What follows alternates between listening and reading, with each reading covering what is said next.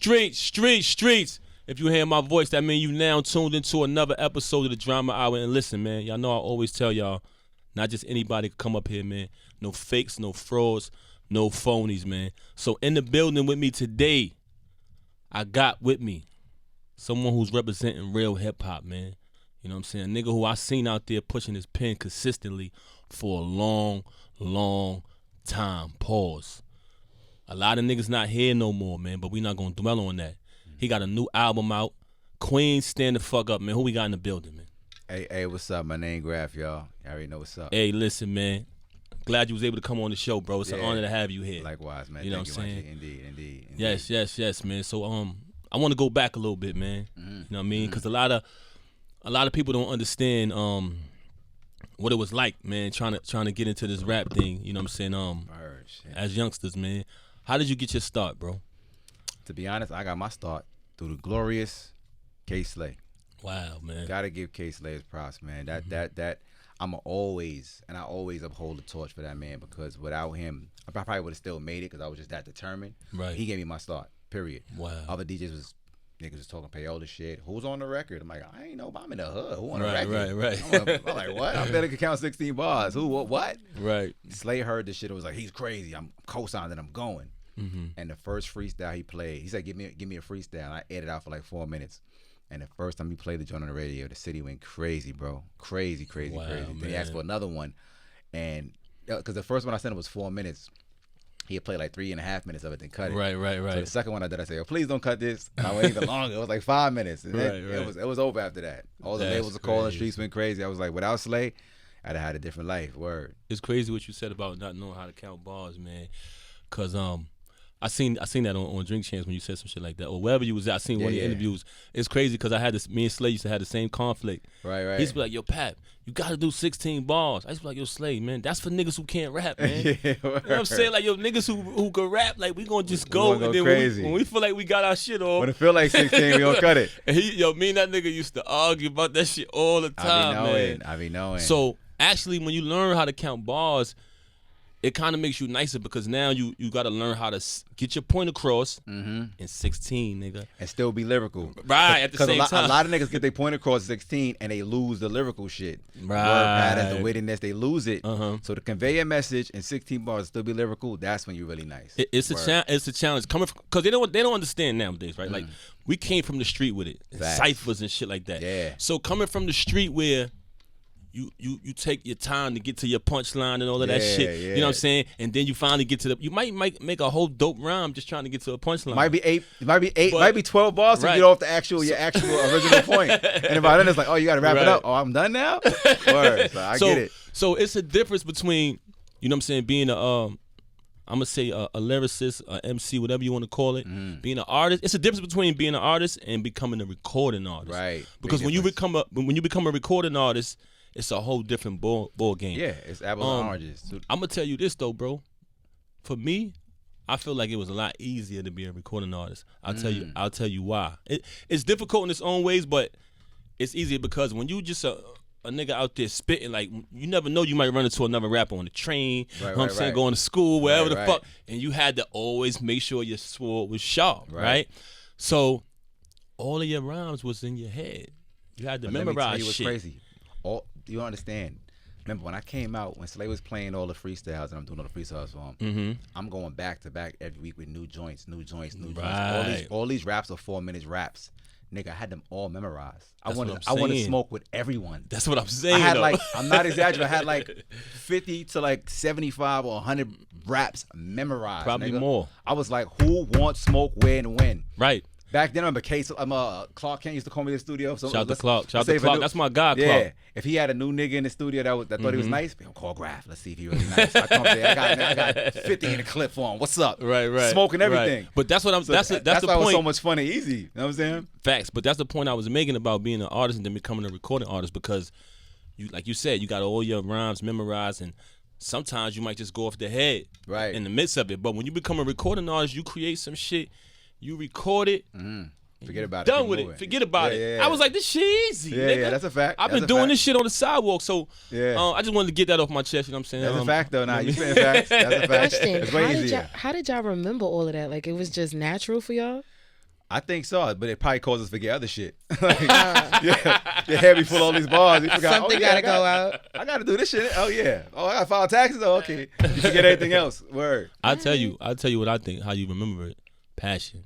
Yeah. When you love, because someone asked me not too long ago, an artist that's on the come up was like, "Yo, Pap, how you remember your rhymes, man?" Like I have problems remembering. I say, "Yo, passion. When you love something, you're gonna remember it." You know what I'm saying? Like I really love this shit, so right. I'm not forgetting my rhyme, nigga. I might like Rap said, I might forget some other shit. Yeah. But I ain't forgetting my rhyme. Cause speaking on the passion part, the way you remember it is because you keep repeating it and repeating it because you enjoy it. Right. You like it. You wanna be flawless with the shit when you come outside. So you're like, nigga, I'm gonna keep going till it's flawless. Like, I'm gonna say it like this. Yeah, so like you'll say it over. I'm jogging, I'm saying it. I'm eating breakfast, I'm saying that. I'm in a conversation with you. I'm still you. I ain't even hearing you. I'm really reciting my shit. Right. I'll be like what? You said something. I know I see your mouth moving, but I'm in here practicing my shit. That's because you're passionate about it. That's how it be. No, that's real, that's real talk. Like when I'm going to the radio and I gotta spit a rap, my nigga, I rap it for days and days, hours and hours, over and over. I probably said it like, if the rap is 3 minutes, I probably said it 200 times. So that's just a bunch of hours. Right. But I'm into my shit. I can't even stop reciting my shit. Nah, no doubt. That's how it be. Shit. That's because it takes that much dedication to make it look easy. Right. You gotta work. You gotta bust your ass to make it look easy. So niggas like he was so flawless. Wow, it was so easy for him. Yeah, you know how much hard work went to make it look easy, my nigga. So do you know what I had to forget to get here? Nah, that's real shit, man. She said, "You know what I had to forget to get here." Right, man. But nah, man, it speaks volumes about our brother K Slade, man. That you know what I mean. So many artists, if they're honest about their testimony, man, they always say, "Yo, K Slade was there at the beginning." You know what I'm saying? My nigga assisted me on my journey. Without Slade, I probably would have made it because I was that determined. But Slade did this. Yeah, I gotta thank Slade. All the Grafh fans out there, all the Pat fans out there, I gotta thank Slade. He put his name on the line to put us on the forefront for real and said, "Nah, I'm co-signing this. Let's go." He didn't wait because the industry niggas was waiting for another co-sign. They wanted another artist, a bigger DJ, or a label. They were waiting. They was not. They heard the same freestyle Slade heard and was not jumping on the shit. Right. Yo, this is crazy, but can you get such and such on the record? I mean, it's a freestyle. Get somebody on what? You want a feature on a freestyle to play it? Right. You want a bag? Like, come on, let's get serious. I'm in the street, nigga. I don't know nothing about this industry shit. Exactly. Slade heard it, was like, I'm jacking this. Let's go. And that shit changed everything. Like the first time, not like it took a build up. He played it one time, different life. No, it's real talk. By the second time, by the second week, I was lit already. I was like, it was like Papoose Grafh, lit in the city. Another thing I always say about Slade, man, is Slade make us better as artists because if you give Slade a record, right? Unlike main commercial radio, if you give Slade a joint, yeah, he gonna play it. He might play it the second week, or that nigga gonna call you and say, "Yo, I need something new."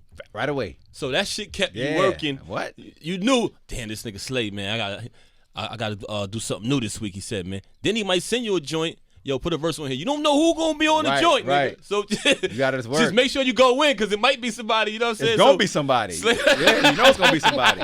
Slade kept niggas working, son. I ain't gonna lie. Slade pushed you to work as an artist, man, and I think that's very important. That helped me build my consistency as an artist. I'm sure it did for you. Facts. You know what I'm saying? Chaz, man, you know, I used to see the movement, the Black Hand movement, man. We ran into each other a lot, bro. We came up at the same time, big fact. and I always seen y'all out there grinding. Rest in peace to our brother Chaz. Rest in peace. A lot of people Chaz, don't know, man. you know, the behind the scenes. What's your affiliation with Chaz? Chaz was my big homie, but more like, I mean, he was also the manager and the label owner of Black Hand. But for me, he was more like, we almost had a more of a father-son relationship more than artist-manager. So he was like, he was everything to me for real, man. I just didn't know what I lost when he passed away until he passed away. You know, when somebody gone, you're like, damn, I really lost a part of me. It's mad situations I be in. Even to this day, I be like, well, what Chaz doing in the situation? And I'd be sick that I can't just call him and ask him, like, yo, how do I get through this? Because he was so diplomatic with shit. Like, I can give you a jewel I learned from him. I don't care what you ask him. He know the answer, but he gonna tell you, Pap, I get back to you on that. Because he gonna think about it thoroughly and look at every single pitfall. Even though he know he gonna tell you yes or no, he gonna be like, he never give you an answer. Right. It's just certain jewels I took from him. So it's like, I be mad times I'm in a situation like, damn, what would Chaz do right now? And it's like, him not being here, it's like, damn, my nigga, I ain't realize what I had in him as a father figure until he was gone. Wow. Because my actual dad got murdered in front of me when I was like 16 by my neighbor and shit. Damn. Across from my aunt crib. So he was there since then. You know what I mean? So it was beyond the music shit. Right. And even with the street stuff, like all my hustling, all the crime, all the shit I ever did and got into, that was behind his back. He wouldn't allow none of that shit. Right. All my bullshit he was shutting down. All the hustling, like, you know how much shit I done did behind his back? Like niggas that knew, him that had me doing certain shit young was like, nah, we can't tell Chaz because he wasn't gonna be jacking none of that shit. Right. Or I was telling my man the other day, even dissing certain niggas in raps. I was crazy back then. We all was crazy back then. Absolutely. The name dropping shit was gonna happen. A nigga get robbed on Monday, that shit isn't. You are a bar on Tuesday, brother. But there was mad times I would record something crazy like that with a nigga naming it, and I be telling the engineer, yo, hurry up, bounce it now before you come in the room. Bounce it. I want to throw it to Slay or drop before he hear it. Mm-hmm. He'll come in while it's bouncing, hear it. Like, what is that? Bring it back. I'm like, damn. He be like, who you dissed in there? Nah, take that name out. I be like, man, fuck the niggas. He's like, nah, bro, take that name. I be like, come on. Tell you to bounce it down fast enough. Right. And he would stop me from doing a lot of reckless stuff. You know what I'm saying? Because he was that type of OG, not the nigga that's gonna let you go outside and crash out. That was not Chaz, bro. Nah, man. Or else I would have, because I was way off the rocker a little bit, young. With that shit, but he was not allowing none of that. He would shut it down. But whoever I dissed or started drama, that shit went on when he blinked. Right. When his eyes open, and they don't understand that those type of OGs are missing. Slay was the same way, man, with me. You know what I'm saying? And Chaz, man, super thorough. For those of y'all who live on the rock, you know what I mean? Google that man. A legend, a real street legend, man. Thorough. Didn't speak much. Spoke with his actions. You know what I'm saying? Got shit done. It's real interesting to hear you say that, you know, he was like a father figure to you, because I never spoke to you about this, but I heard about your father. My condolences, of course. Thank you. I heard when your pops passed, you know, Chad kind of like took an oath with him, like, yo, you know what I mean? Like, I got him. Like, your pops asked him, like, yo, you know what I mean? Take care of my son. And to hear you say that he was a father figure, that tells me he did it. You know what I'm saying? That's just some real shit right there, bro. I learned, like, put it this way, just about manhood in general, I learned a lot of what I know from Chaz.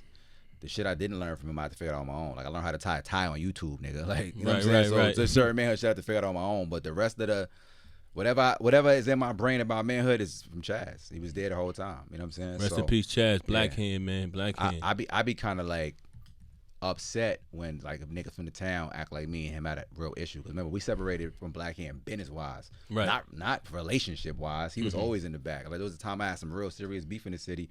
He rectified that because it was got to go left. It was going to go really left, and he, you know, did certain things behind the scenes to just make sure shit was cool. So it was like, and that's just way after we separated business wise. So when I hear niggas in the town talking about like it was an issue between me, like, how you don't have an issue with Chaz, nigga.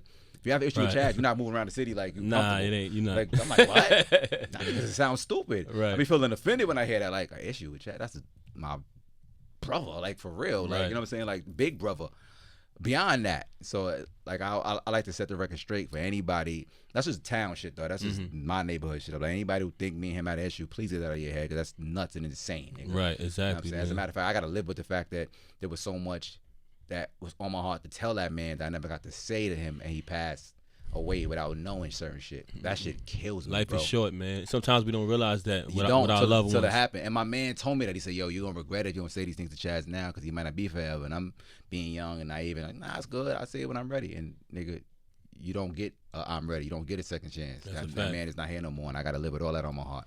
No, so I don't be giving a fuck what nobody feel about nothing, because I got to live with that. You know what I'm saying? Right. Word. Nah, man. Chaz one of them guys who kept a lot of people safe, and you know, he kept a lot of bad things from happening. He was one of those OGs. Hell yeah. Rest in peace, Chaz, man. Solid, man. Always showed me love, man. I wanted to ask you this. You know, you've been in this for a long time. I remember the mixtape era. You came through. You was killing shit. And you showed consistency, you know what I'm saying? Just still being here. Like I said earlier when I first turned the mic on, a lot of people not here no more, man. That's a fact. That's not easy. But I wanted to ask you this. Do you feel like you reached your full potential as an artist? Nah, I don't think there is a pinnacle. I think we get better and better every year, grow every year. I'm getting more mature. Because think about it. Just the maturity and the growth alone as a man is making the music evolve. Right. Reach my pinnacle? Hell no. I feel like I'm just getting started, nigga. Right. Like right now is the hottest I've been in forever. Like right now in this moment. But the new album out, the God's Timing album out, that shit is doing great. The single. Oh yeah, we're gonna get into that. The Rockefeller chain record. That shit is damn near on its way to 1 million views on its own. This is my first record I put out with. I never put ads or nothing before, because I'm not well versed in the ads and the internet shit like that. I'm still kind of caveman with it. You know what I'm saying? But that shit is just growing organically on its own, because people just like what's happening. They a fan of real rap shit again. They're a fan of culture again. So it's like all these things happen. I'm just watching the growth. My new music is going to probably be hopefully even better than this one. Like, niggas saying this is my best album now. So if this is my best album now, and I've been I thought the last one was the best one. The next one probably gonna be even better and better. I'm only gonna grow and get better with time. So Pinnacle, hell no. I don't know what that is. What that look like. Well, the album is dope. I listened to it. You know what I'm saying? I fuck with it. But the reason why I asked you that for a reason, because you one of them guys who, when you came through, created a buzz and built a high demand for Grafh. Everybody wanted to know when that Grafh album coming. And the reason why I asked you about, do you feel like you reached your highest potential is because it's that moment where you build the buzz, everybody waiting, and okay, you excited, you've been wanting this shit your whole life, and then what happened? What do you feel like got in your way from reaching your fullest potential? I know now you're still killing it. You on your consistent shit, and you kind of rebuilt yourself now, which a lot of people are unable to do. But I just want to know, what do you feel like got in your way as an artist from going to the next level? You know what I'm saying? If anything. Shit was in the way. I mean, that's in life. You're gonna have obstacles and stuff like that. But I guess for me, more specifically, it was the miscommunication between what the industry perceived was happening between 50 and Chaz. That shit got in the way of my career or excelling, because a lot of the people that could have supported and made certain things happen turned their back on us because they were so. They was forced to choose sides. They didn't know what was going on between Chaz and 50. Chaz and 50 had their own history outside of me and nothing to do with me. And to the point I don't even ask about it because it's none of my business. You know what I'm saying? But them perceiving it as an issue, they were just like, we just gonna stay away from these guys and embrace the superstar who at that time was 50. You talking about he's diamond, he's selling records, he's selling commercials, he's selling out concerts, he's on your magazines, helping y'all sell. They felt forced to choose sides, and we always felt like, y'all niggas ain't gotta choose no fucking side. Just support the niggas in the culture that's moving. Right. They felt they had to choose sides, and they did. You know what I'm saying? So I worked 3 times harder just to stay at whatever level I was at, because it was a lot of resistance. You know what I mean? So I feel like a lot of things change now. So now I don't feel like nothing's in my way. But back then, shit was in the way. Yeah, it was a lot of obstacles. But I still was jumping over them shits. We ain't let nothing stop us. It's like, it didn't stop nothing, but it just slowed shit down. I'd have been rich, nigga. You know what I'm saying? That's a fact. That's a fact. No, it just slowed shit down. But it ain't stopped shit. Like, nigga, I'm still here. You know what I'm saying? But it slowed things down. I wanted to ask you that because, you got a lot of fans who, they follow Grafh, and they was excited back then, to see what was going to happen, but they don't know the politics and things that happen behind the scene. And sometimes they hold us accountable as the artists, like, yo, we was waiting for you back then. Right. It's a lot of things happen behind the scenes that get in our way. But as they can see, we passed the test of time. We still out here doing what the fuck we do.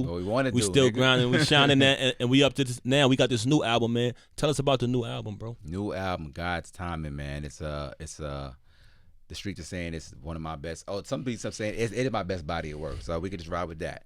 God's Timing. I feel like I'm finally walking in my purpose. That's why you see on the album cover, I got the cross in one hand and the gun in the other hand, because I feel like it's a duality between good and evil, and I've been walking in the middle for the most part, but most of the time I'm doing the wrong thing to survive. I've been hustling since I was 15 and pretending it was rap money this whole fucking time. Y'all got me. You got me, nigga. Trapping the whole time, nigga. Now I'm not.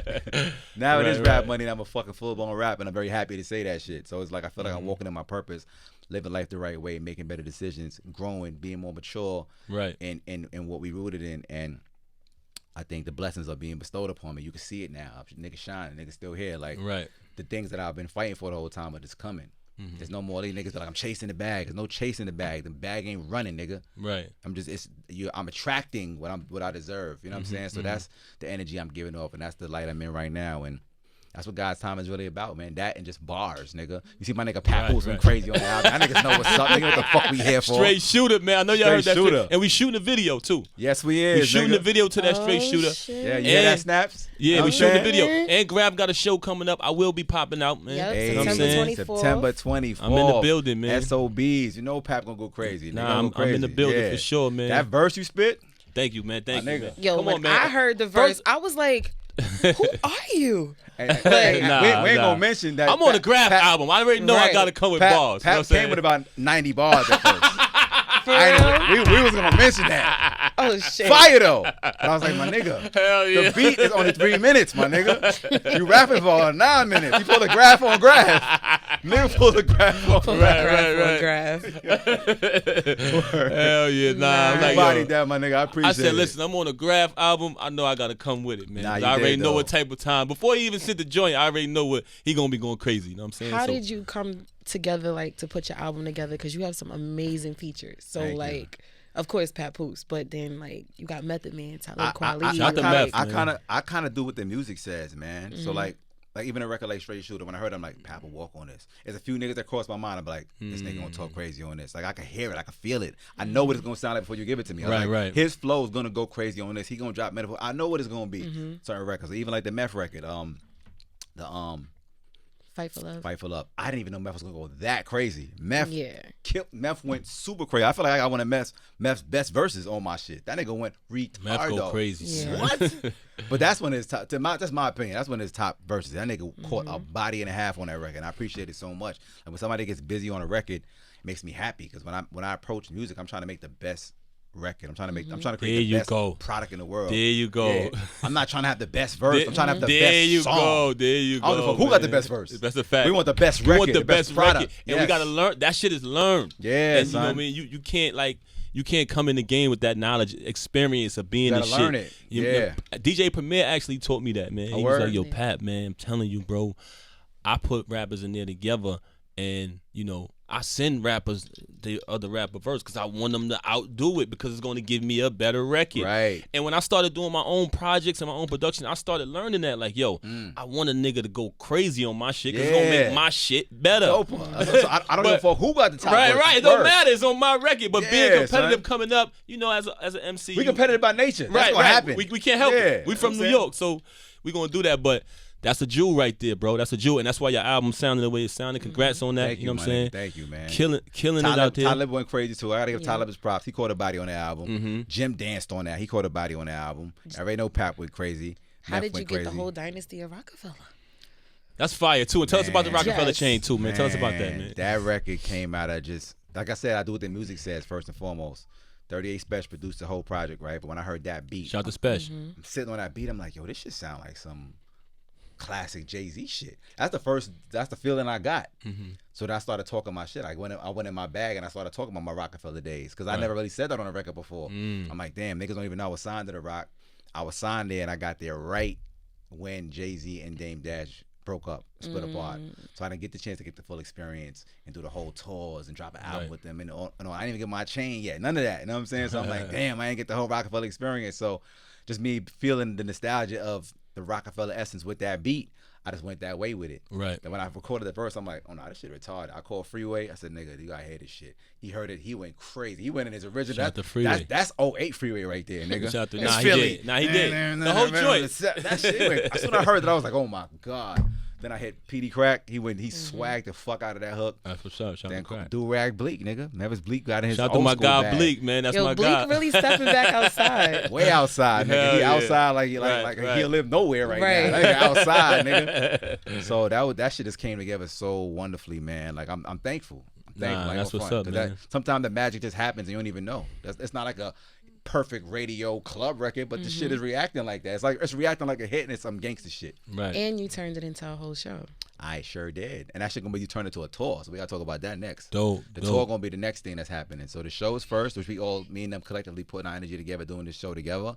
And we probably gonna do a couple on our own, but niggas hollering at us for a tour for it. So I'm gonna know what's up. Dope. Yeah. So I've been working on this piece that I'm doing, and I've been asking brothers like yourself, who I know was actually on these New York streets, when New York was New York. So I want to ask you this: do you think gentrification added on to the hoods, or taken away? Well, it changed it for sure. So did it? I don't see how it could add in terms of. I mean, I don't know if it's what it's doing for us, economy wise. Right. But things are different. I mean, the police ain't treating us no better with gentrification. That shit that doesn't make anything feel any better. Right. They're not protecting us when they coming down in the community. We getting more harassment. If you ask me, ticket prices is up. It's more inflation. So I don't know how that could help at all. Right. But and then people get put out of their places. Rent goes up. So it can't help the old New York. Now it's a new version of what the city was. I don't know if that's better, but Did it help? Nah, I don't know nobody that from the town. Did it help? I'll tell you this, What man. you think? Am I saying something wrong? You ain't say nothing wrong, but I'll tell you this. We never used to have raccoons in Brooklyn. Now we got raccoons. What the fuck is going on? It was just rats. Y'all lucky I ain't got my gunshots right here. I would start hitting the shit Bam, crazy. bam, bam, bam. Shoot, that raccoon was down. I always ask everybody this, Grab. You know what I'm saying? I'm gonna let you go after this. You know what I'm saying? But I do want to say, go out there and get the albums called God's Timing. My brother Grafh, man. Fire album, man. I'm stamping that. I'm on the album. You know what I'm saying? Shout out to all the other features on the album. But I want to ask you this. It's a tough question. But I got to ask you, bro. Who is Grafh top 5 of all time MCs?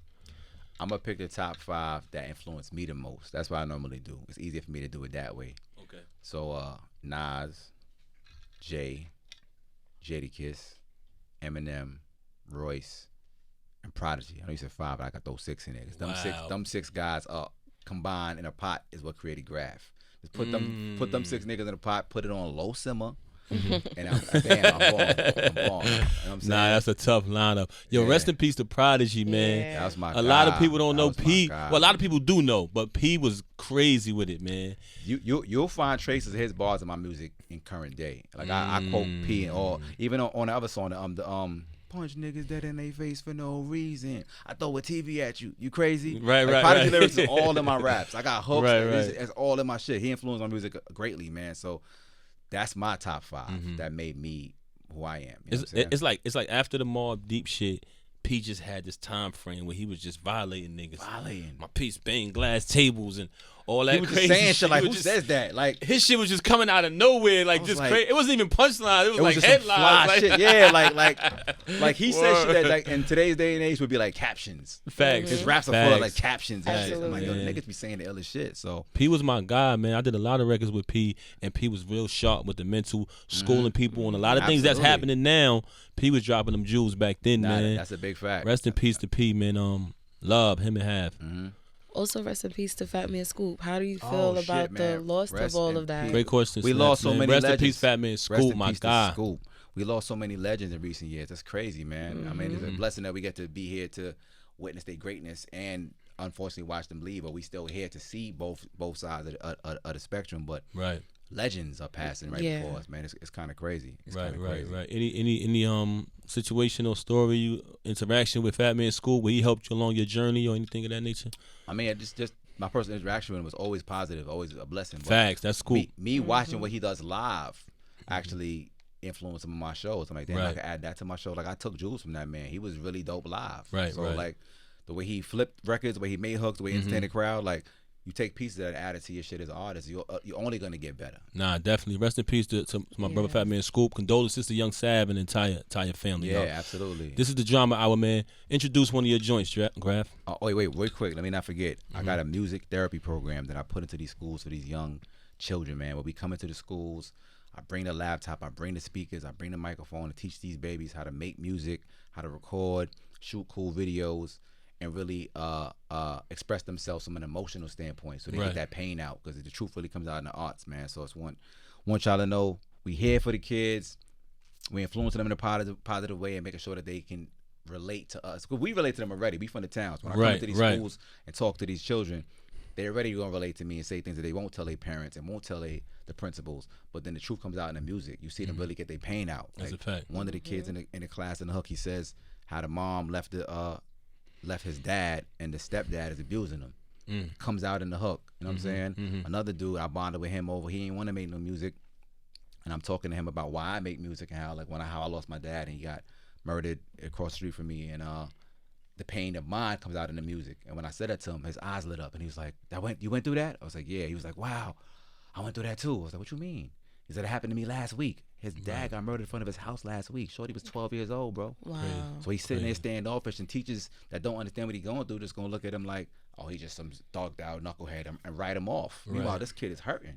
Right. So I'm in these schools really bonding with these kids, man. Shout out to my nigga Dupree's in the schools with me and stuff. Right. My man Careers wrote the curriculum. It's like a real serious thing we doing. Nah, that's real serious, and I can say this, You know what I'm man, because everyone who knows me is not a secret. I've been out there for years, giving back in the love that. schools, They need us, donating, bro. They doing need us. doing a charity. Oh yeah, I seen you in many schools. And I'm I bugging. right, Yeah. but that's where I'm gonna land at.